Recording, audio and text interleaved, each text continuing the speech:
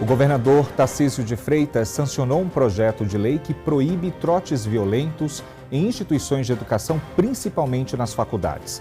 Atos violentos, humilhações e até mortes são cada vez mais comuns quando esse assunto é trote universitário.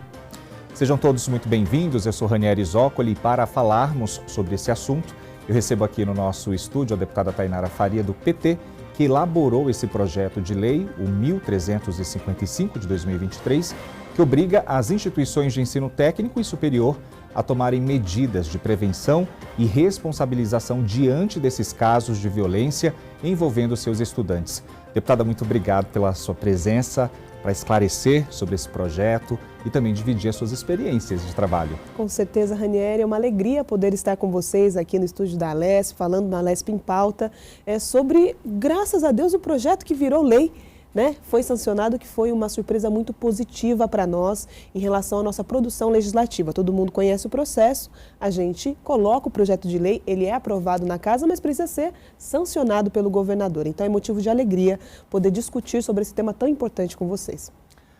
Conosco aqui também, de forma remota, está o Fred Figner, ele que é psicólogo. Fred, muito obrigado por você estar aqui com a gente. Daqui a pouquinho quero saber mais sobre essa questão de saúde mental envolvendo esses estudantes. Eu sei que você faz um trabalho fantástico. Muito obrigado.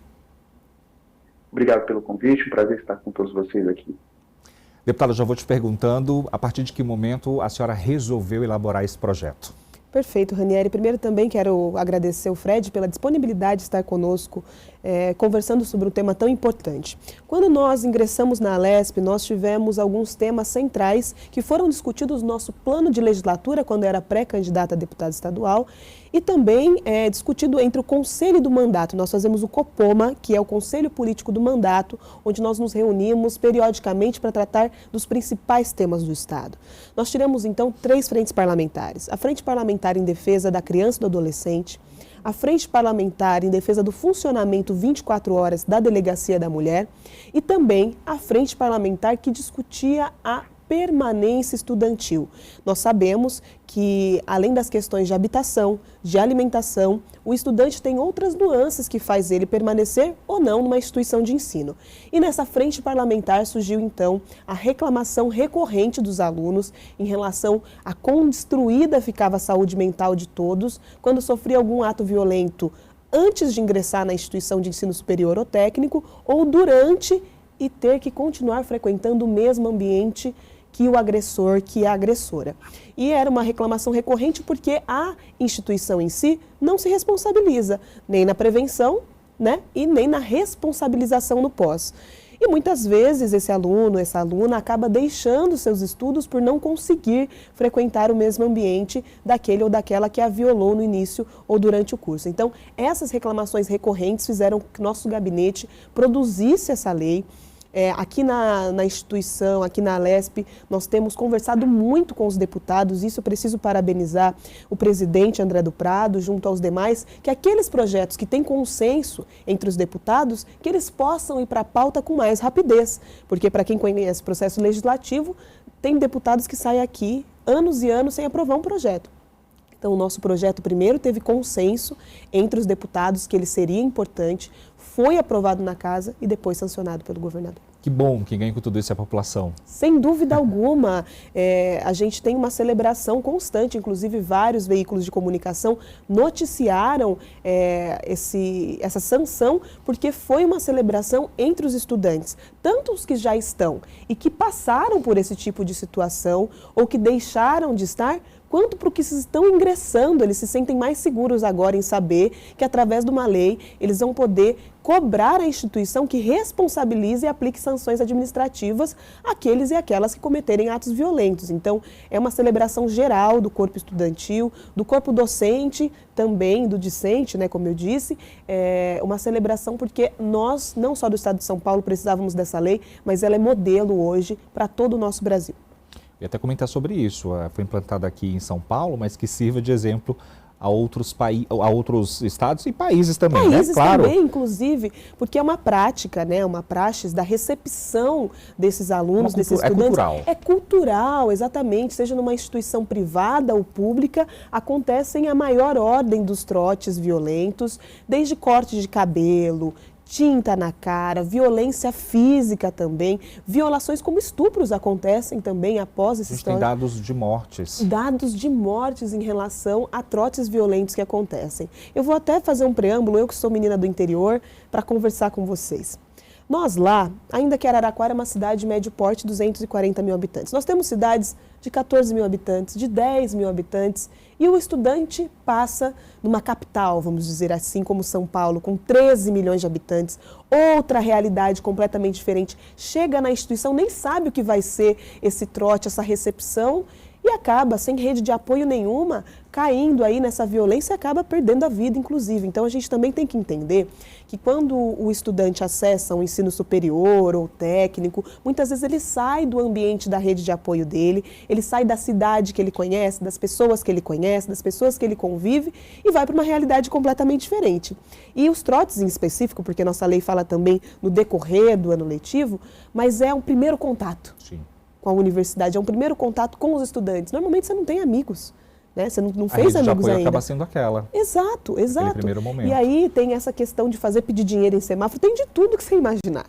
Mas para nós, o grande problema mesmo é esses traumas que são causados, né, nessas violências e depois não são nem acolhidos terapeuticamente falando, psicologicamente tratando e não tem nenhum acompanhamento da instituição e penalização daquele que cometeu o ato violento. Fred, a deputada trouxe assuntos, tópicos importantes, ela falou de rede de apoio, desses traumas. Eu queria que você destacasse o seu trabalho nesse enfrentamento, né, e falar um pouco, né, realmente desses traumas, quando a gente fala de trotes, a esses alunos. Joia. Bem, é importante a gente pensar que a faculdade é uma das grandes expectativas que você tem dos jovens, né, o jovem passando aí da adolescência para a fase adulta, e já começa mesmo antes de você fazer o processo de conseguir ter uma definição de um curso. Então, particularmente, eu trabalho com orientação vocacional e profissional, então já é um período de bastante ansiedade, de bastante expectativa, alguns têm muitas dificuldades de fazer escolha do curso, e aí quando consegue fazer a escolha do curso, vai fazer uma grande expectativa de vida, alguns ainda vêm com a mentalidade que eu não tenho possibilidade de mudar minha carreira, aquela vai ser a minha carreira até o final da minha vida, e quando você chega num espaço educacional, um espaço que deveria ser de acolhimento, um rito de passagem na vida, né, de uma pessoa, muitos têm, juntam muitas expectativas e esforços para conseguir ou pagar um curso, ou enfim, são várias histórias que você tem, e aí quando você passa pelo momento onde você deveria ser acolhido, deveria fazer uma inserção dentro da sua universidade, da sua formação profissional, você passa por uma situação traumática que pode gerar aí aspectos como transtornos depressivos, ansiosos, traumáticos e outras tantas coisas, e você não tem aí um apoio, fico muito feliz em ouvir essa lei, você não tem um apoio da instituição, aquilo acaba se tornando algo onde atualmente na nossa cultura tem a valorização muito grande da questão do meme, de tudo muito vira piada, e falta-se muito limite. Falta limite, inclusive, a gente pode pensar em várias áreas, eu já vi matérias de áreas, inclusive, de saúde e outras áreas que são bastante importantes, seriam áreas de cuidado, onde colocam os alunos aí, onde seria o processo de inserção dentro da universidade em um papel de humilhação e submissão. E isso a gente não pode pensar no momento onde a gente se fala de diversidade, inclusão, acolhimento, onde se tem uma pauta e uma discussão em todas as áreas de forma multidisciplinar, ainda permitindo que um espaço de formar profissionais, pessoas de várias áreas ainda sejam submetidas a esses processos de humilhação. Deputada, a senhora destacou bem essa situação para a gente ilustrar a nossa conversa, a questão de quem vem do interior para a cidade grande. Por incrível que pareça, ainda temos pessoas ingênuas. Com certeza! Né? Por incrível que pareça, nesse mundo tão louco, temos pessoas ingênuas. Estava dando uma olhada na internet, peguei um caso específico e eu vi que alguém falou lá, estava contando essa história de uma menina do interior que passou a vida quase inteira se preparando para entrar no curso de medicina, chegou e, como o Fred bem disse, né, esse trauma foi tão grande ali no momento do trote que ela desistiu de fazer o curso de medicina. Ela desistiu, por conta do trote. Ela falou, não é esse tipo de... os meus princípios não cabem aqui dentro dessa instituição. E ela deixou realmente, eu vi que não era um fake news nem nada ali, porque realmente todo mundo comentou e lamentou essa situação. Casos como esses acontecem no Brasil inteiro. Recorrentemente, inclusive, Ranieri, eu quero muito conversar com o Fred, o que ele disse é algo extremamente importante, tudo que ele disse, mas a questão do que hoje tudo vira piada, que as dores das pessoas vira piada, no mundo de internet, uma foto, um vídeo, a sua dor é ridicularizada, a sua dor vira um meme, isso é muito difícil e alastra com uma facilidade que depois a pessoa não tem controle, ela não quer andar na rua, ela não tem coragem de levantar a cabeça porque sai do controle, virou meme, acabou. E dialogando com o que você colocou, a gente brinca muito, eu falo que no nosso gabinete lá é tudo importado. Tudo de Araraquara, Matão, Pirangi, interior, né? O pessoal do interior. E às vezes a gente brinca entre nós falando que nós somos caipira, né? E não quer dizer que a informação não chega pra gente, claro. Não quer dizer que a gente não tenha educação, que nada disso, não é o caipira caricato, né? Dos memes, inclusive, mas a nossa cultura, ela é um pouco diferente da capital. O interior é menos progressista do que a capital. Os conceitos do conservadorismo lá imperam muito mais do que progressistas como é aqui. A gente vê, inclusive, pelos resultados eleitorais. E pessoas criadas em famílias que frequentam a igreja, né, seja ela católica, evangélica, enfim, porque a massa do interior, isso são dados do IBGE, não sou eu que estou falando, são de católicos e evangélicos, chega numa universidade, no grande sonho da vida. Inclusive, pode até achar que uma festa é legal, né, de recepção e tal, mas tomam proporções, as pessoas que fazem uso e abuso de álcool e drogas, que saem completamente do controle. E a pessoa, para se proteger, ela quer voltar para o casulo. Inclusive, fazendo uma fofoca aqui, eu sou meio fofoqueira, meio Forrest Gump, contadora de histórias. Vou colocar um quadro aqui na Lesp em Pauta, Momento Fofoca. Momento Fofoca é fundamental para edificar o ser humano, para que a gente comente os fatos. Eu estava numa mesa, inclusive, na cidade de Matão, após uma atividade muito bacana, né, da inauguração do centro de monitoramento da cidade, dezenas de câmeras espalhadas, e começaram duas mães conversarem exatamente sobre elas não permitirem que os filhos, Matão, uma cidade do interior, 147 mil habitantes, salvo o melhor juízo, me corrija se eu estiver errada, Vixe Maria, 183, tem 40 mais. mil. Tem 40 mil a mais. Me perdoem, deputada. 40 mil habitantes que eu não contabilizei. Mas é uma cidade do interior do estado de São Paulo também, de médio porte, né, tá interior, e as mães começaram a falar sobre o drama dos filhos prestarem o concurso, né, prestarem o vestibular e tudo mais, e saírem do estado, ou irem para a capital, que elas não deixaram. Um passou no Mato Grosso, ela fez ficar em Franca, que era ali interior também na região, e o outro também passou na capital, mas teve que ficar pela região, por conta desse medo dos pais, da cultura do interior em relação ao filho, o medo de lidar com cidade grande, de lidar com as outras expressões que isso significa. E a falta de assistência por parte da universidade aumenta essa insegurança do aluno e dos pais, inclusive, que normalmente são quem bancam, quem dão apoio para o filho estar na universidade. Então, essa questão da estudante chegar, estudou a vida toda, porque uma medicina, um curso, a concorrência por vaga é bastante criterioso, sim, é muito difícil. E resolver, não, entre o meu sonho da minha vida toda e passar por isso, eu não aceito, eu vou abandonar meu sonho. Na verdade, a família toda estuda, né? Agora, Fred, complementando aqui esse exemplo que a deputada trouxe para a gente, como é que faz o desmame aí dessa criança, legal, né, debaixo das asas da mãe? Porque essa logística dela sair para o interior e vir para uma cidade grande, para uma universidade, depois desse trote, festa, balada e tudo mais, é difícil também. Como é que fica a cabeça desse estudante? A cabeça do estudante, a cabeça dos pais, né? A gente brinca que se os pais pudessem, as mães retornariam os filhos para dentro da barriga, mas faz parte de um processo de crescimento, um processo de desafio. Se não passar por esses processos, que você tenha a mudar de cidade, a fazer uma inserção em uma faculdade, outros desafios a vida irá cobrar. Faz parte da nossa tarefa como adulto aprender a lidar e aprender a ter resiliência. Falando em resiliência, que é a capacidade de enfrentar desafios, resistir a problemas, lidar com situação problema, a gente tem hoje em dia uma geração, né, uma geração chamada geração Z, que é uma geração, com as pesquisas todas indicam, baixo nível de resiliência, então uma geração que não pode passar por processo de frustração, porque deprime, né, então você tem várias pesquisas que apontam como essa geração era mais fragilizada, e isso é multifatorial, está muito associado também à questão da tecnologia.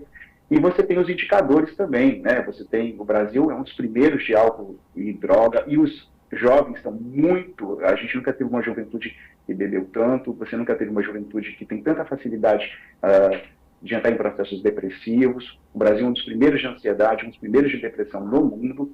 Se eu não me engano, é o 40º no ranking de felicidade. Então, a gente tem uma sociedade muito adoecida e é natural que os pais sintam essa preocupação a tirar o filho da cidade, numa zona teoricamente mais confortável, e mandar ir para uma capital ou para um grande centro. Mas faz parte da vida, né? Então, da mesma forma que eu tenho que proteger, eu também tenho que ensinar a se defender, eu tenho que ensinar a colocar limite. E o jovem, né, quando ele carrega, né, esse adolescente, esse adulto, quando ele carrega valores que são construídos dentro de casa, ele permeia aí ao longo da vida. Ele pode até se perder no caminho, mas é mais difícil. Então, essa formação que a gente tem dentro da casa, é onde a gente aprende, né, na primeira fase da primeira infância, são com os nossos pais, são os valores, aquilo que a gente tem como certo e errado. Quando a gente fala agora das universidades, dos trotes, de tudo isso que vem acontecendo, então a gente precisa dialogar um pouco como é que estão esses valores, né, dessa juventude atualmente. O que é valorizado? E eu acho que é um ponto, inclusive, que a gente pode explorar mais durante o nosso bate-papo, porque hoje em dia a gente tem aí perspectivas de valores muito específicas e que vão retratar aí uma juventude, uma adolescência muito adoecida. O consultório está cheio de adolescentes que passam por isso. No próprio processo de orientação profissional, muitas vezes você tem que parar, porque precisa fazer um processo de desenvolvimento, mesmo da questão do repertório psicológico, de resiliência, e aí você tem, voltando aí ao início do nosso raciocínio, da pergunta, você tem aí um temor de enfrentar o mundo. Mas não tem jeito, né? Faz parte da nossa tarefa como adulto, tem que enfrentar o mundo e com todas as adversidades que ele tem.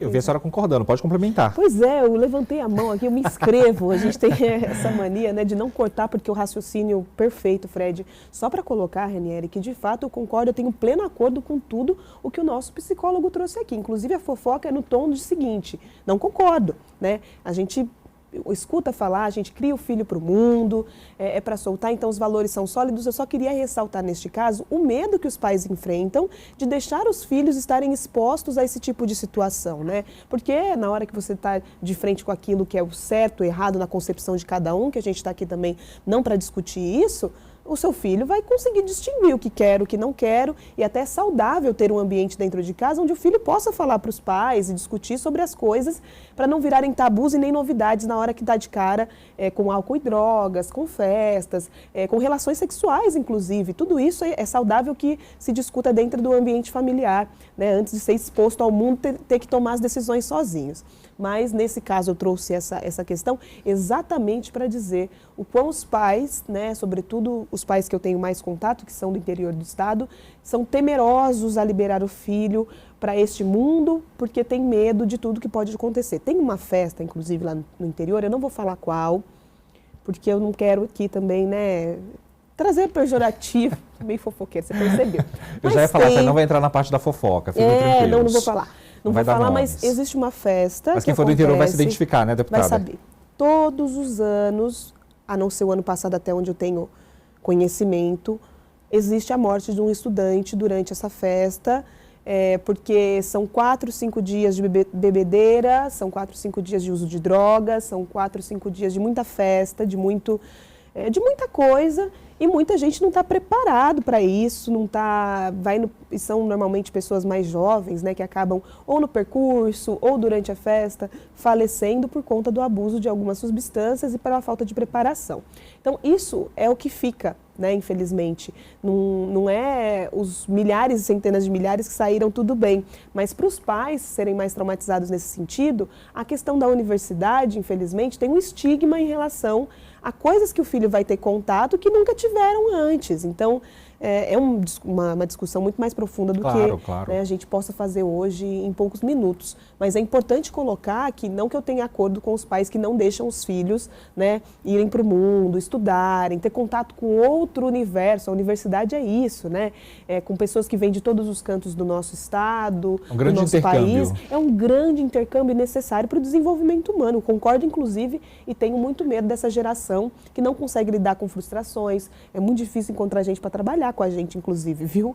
Que tem o perfil de pessoas que querem assumir responsabilidades e tudo mais.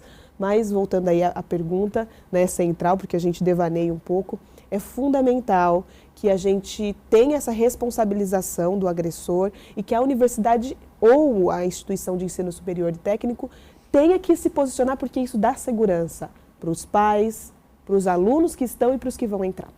E falando em cima disso, pensando na lei, o que é que a gente fala de medidas preventivas, né? Quem que se responsabiliza numa situação dessa, por exemplo, deputada? Olha, medidas preventivas, elas são várias, inclusive o acesso à terapia, desde o começo, para todo mundo, né? O autoconhecimento... Tem que ter um vale-terapia, pelo amor de Deus. Tem que ter, gente, eu Bolsa quero muito, eu faço toda deputada, semana. faz um projeto assim, Vamos Bolsa fazer. Terapia. Eu acredito que o SUS... Porque ultimamente a gente está fazendo terapia para lidar com quem não faz, né? Exato, então a gente precisa que as pessoas façam para a gente ser liberado, para a gente receber alta. Eu acredito muito na questão da saúde mental, sobretudo nesse mundo tecnológico, desenvolvido, globalizado. Medidas preventivas são, inclusive, o autoconhecimento da pessoa em relação a como ela lida com o outro, com o ambiente novo. Então, não estou falando para te puxar o saco não, viu, Fred? É porque eu sou realmente uma defensora... Ele só está ali concordando, daqui a pouco ele vai complementar também, tá, Fred? Eu sou uma defensora da saúde mental e da prevenção, no sentido de... Hoje eu sou uma mulher que lida com mais inteligência emocional com as minhas questões, porque eu tenho uma terapeuta que me acompanha e que me ajuda a desembaraçar os emaranhados que estão na minha cabeça e que sempre vão aparecer. Então, para as universidades em si, elas fazem muitas campanhas, né, de tudo quanto é jeito, campanha de arrecadação, campanha de conscientização, né, para os alunos que vão receber os próximos, né, alunos que vão entrar no próximo ano, como acolher, como receber e não como aplicar trotes, casos, né, expor casos de violências que aconteceram, pessoas que deixaram a universidade, pessoas que foram estupradas, pessoas que morreram, enfim, tudo isso é importante antes de receber essa nova remessa de alunos que todos os anos entram nas universidades. Campanhas permanentes, cartazes, disque denúncia, espaço onde eles possam denunciar, porque muitas vezes o aluno estudante que sofre algum tipo de violência não é acolhido, assim como a mulher que sofre violação sexual. Ah, mas por que você estava na festa? Ah, mas por que você foi e saiu com essas pessoas? E não Imagina é isso. Aquele estudante, deputada, que saiu de uma comunidade. Que não tem nem... Que dependendo da instituição, ele sofre todo tipo de violência ali dentro. Psicológica, e aí vai.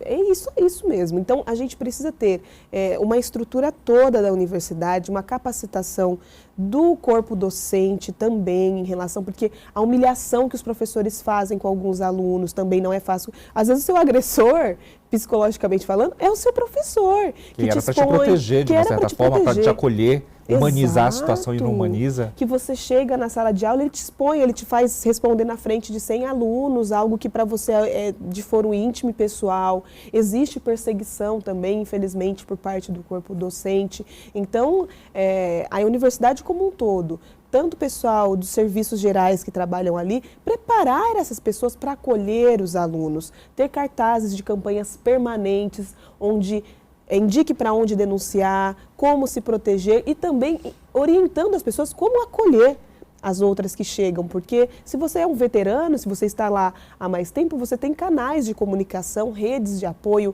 mais sólidas e pode acolher outras pessoas. Então, eu acredito que as medidas de prevenção giram em torno de uma conscientização, né, de um preparo não só físico, mas psicológico de todo mundo para receber esses alunos e também de canais de acolhimento, se algo vier a acontecer e para poder encaminhar a denúncia, enfim. Pode reforçar, Fred. É interessante a gente pensar até a origem da palavra trote, de trotar, né? Ou seja, trotar no cavalo, ou seja, domesticar. Então, assim, esse processo de entrar na faculdade, passar por um processo de humilhação e submissão, às vezes o processo traumático ele fica ao longo da existência, ele fica ao longo da vida da pessoa. Assim como o estupro, que a pessoa que passa por esse processo, ela carrega aquele trauma, né, aquela dor, ao longo da sua existência, ao longo da sua jornada. Então a gente tem que pensar essa questão dos trotes, né? Se vai fazer trote, faz um trote, então, um exemplo positivo, uma campanha que vai ajudar uma instituição, vai fazer uma economia solidária, enfim, vai trabalhar com uma perspectiva à luz daquilo que vai contribuir com a sociedade. Porque justamente essas pessoas que passam pelo processo de humilhação e as pessoas, no caso os agressores, e a gente pode sim definir como agressores, quem sabe até em alguns momentos até perversos, a gente tem que pensar que vai ser o dentista que vai me atender, vai ser o advogado que vai me defender, vai ser o médico que vai cuidar de mim, vai ser o psicólogo que vai cuidar de mim, vai ser o fisioterapeuta, vai ser, enfim, são os profissionais que a gente tem que daqui a pouco eles vão estar nos atendendo em todas as esferas da sociedade. Então, que tipo de formação a gente, quando fala de cultura, quando a gente fala de sociedade, que tipo de exemplo a gente quer dar?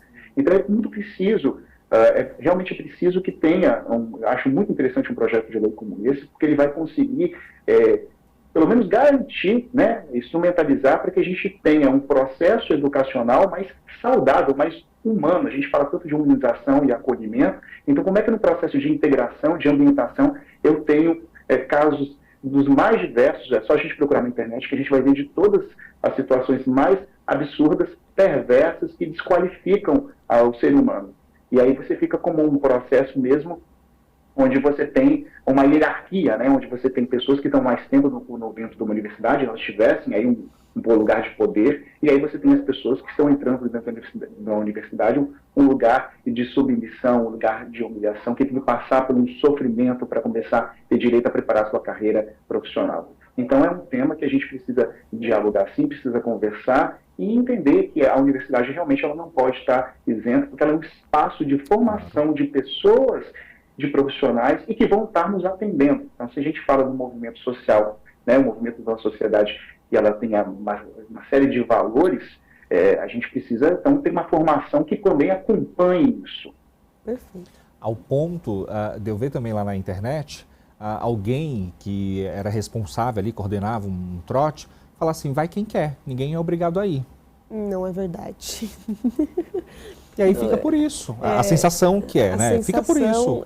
Na verdade, isso na prática a teoria é outra, né? De fato, existem espaços que você vai acessar ou deixar de acessar porque quer. Normalmente, ninguém te fala, olha, o trote vai ser violento ao ponto de cortar teu cabelo, de rasgar as tuas roupas, de jogar tinta de impressora em você, de uma pessoa te levar para um canto e tentar te beijar à força para você ficar traumatizada para o resto da vida. E tem a questão das repúblicas também, né, que levam-se depois para as repúblicas. Então, ninguém sabe onde vai dar. Não foi porque quis sofrer um trote violento, foi porque quis se integrar, foi porque quis participar, não ficar de fora, porque também é muito ruim, como eu disse, você sair de uma rede de apoio e você ser o caretão, boa caretona, que não faz amigos, que não vai e vai ficar excluído pelo resto do ano letivo ou da faculdade, porque você não se integrou. Então ninguém, gente, em sã consciência, vai num trote violento porque quer sofrer qualquer tipo de violação. Vai porque quer se integrar, vai porque quer participar e não sabe onde aquilo vai dar, normalmente. Não sabe onde aquilo vai dar. Natural, a gente quer fazer parte da turma, ainda mais a gente que sai do interior, a gente quer fazer parte. Quer fazer parte da turma, inclusive eu quero ser descolado. Exato, quero participar. E aí uma estudante, uma querida, inclusive, lá de Matão, que estava nessa mesa, disse que ela voltou sem roupa nenhuma para casa dela, que picotearam toda a roupa dela e ela chegou pro pai dela, porque para vocês entenderem como funciona lá a minha região, por exemplo, tem uma universidade em Araraquara e toda a região acessa essa universidade para fazer cursos noturnos. Normalmente o povo trabalha de manhã e faz o curso à noite. Então a região ali, Matão, Rincão, Santa Lúcia, Motuca, Ibaté, todos acessam Araraquara e voltam, eles vão e voltam, não mudam de cidade. Eles vão e voltam todos os dias para estudar. E aí a pessoa foi para a universidade, participou do trote lá que estava acontecendo e ela voltou para casa dela com o vô mais velho, com a mãe, com o pai, sem roupa nenhuma. Com que condição que você... O que você vai explicar quando chegar em casa? O que você vai explicar quando você chegar em casa? Você tem certeza que você foi para a universidade? Você foi para a universidade mesmo e não tinha para onde correr. Ela não ia ficar em Araraquara, ela tinha que voltar para casa dela, tinha que ter onde dormir.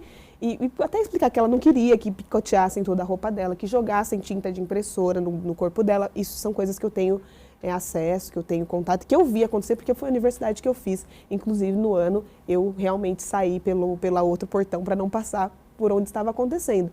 Mas não é que vai quem quer, não é verdade. Às vezes a pessoa quer ir sim numa celebração, numa recepção, mas não espera que ela vai voltar nas condições que deixam ela depois do trote. Agora a senhora falou aí de república, essa lei consegue dar uma assistência para essa questão de república? Porque ela é uma extensão do trote, daí já vai ter aquela integração, depois ela já vai para uma república, e aí também a gente sabe que acontece um monte de coisa. Acontece muita coisa. A nossa questão é nessa legislação é que a universidade ela precisa se posicionar, ela não pode ser isenta, ela precisa tomar medidas. Então, suponhamos que foi um trote, aconteceu um trote, o estudante foi para a república porque a pessoa também vai para a república, lógico, tem gente que quer ir porque quer fazer turma, mas tem gente que não tem dinheiro para pagar e manter sozinho uma casa. É uma necessidade estar numa república. É uma necessidade humana para você sobreviver na faculdade, você pagar um quarto ao invés de manter uma casa sozinho. Então, participou do trote, acabou indo para a república, ali aconteceu coisas piores, o agressor vai frequentar a mesma sala de aula? Denúncia dentro do ambiente. Às vezes o agressor dorme no próprio quarto, porque eles dividem. Exatamente. Mas para isso sim tem esse respaldo de falar, olha, aconteceu na recepção, por isso que a lei fala, gente, é importante, no trote e durante o ano letivo. Não fala só sobre durante todo o curso, né? Mas só sobre a festa. Não. Qualquer ato de violência que acontecer fora do trote, fora do ambiente da recepção, porque a recepção é normalmente quando mais coisas acontecem e as mais violentas, mas durante o ano também acontecem. A universidade precisa se responsabilizar. Suponhamos, aconteceu lá na república, a pessoa conversa com os pais, sai daquela república para não mais ver esse agressor, essa agressora, mas na universidade tem que frequentar a mesma sala de aula, o mesmo ambiente. Aí vem a denúncia para que não aconteça, para que não tenha que ser exposta ou exposto a frequentar o mesmo ambiente. Então tem esse respaldo sim. Fred.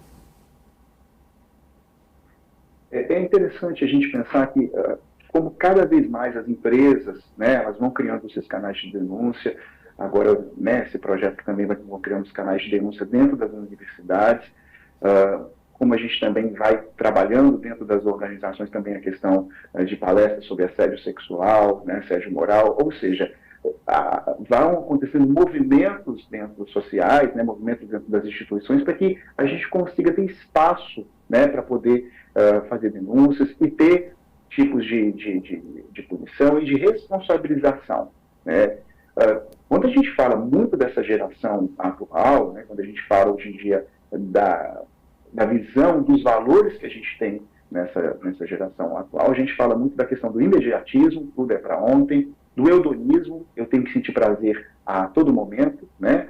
Então, daí o alto consumo de drogas, alto consumo de álcool, o exagero e uma geração que não pode sentir tédio, é como se sentir tédio fosse uma coisa assim fora de nós, seres humanos, e a gente não dá para ser alegre e feliz e ter a vida agitada todo dia. Isso não é a vida humana, isso não é o contexto de uma vida significativa. O tédio também faz parte.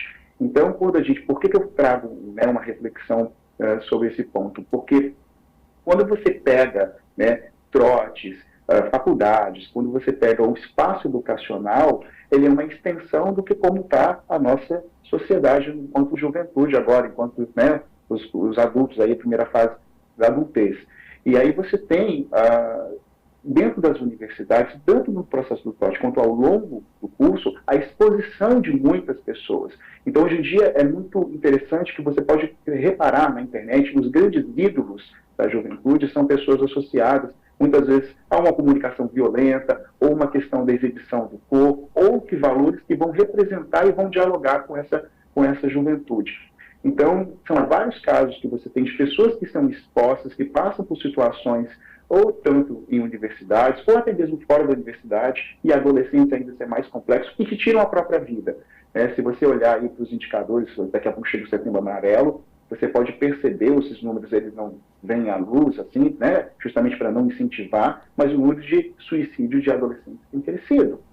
Então, assim, o tanto que isso impacta, né, dependendo do trauma que eu tenho dentro do ambiente de formação profissional, no ambiente universitário, que é um ambiente onde a gente produz ciência, produz cultura, produz tecnologia, produz tanta coisa, a gente tem que ter mecanismos para poder tentar fazer um processo de cisão nessas relações de violência, né?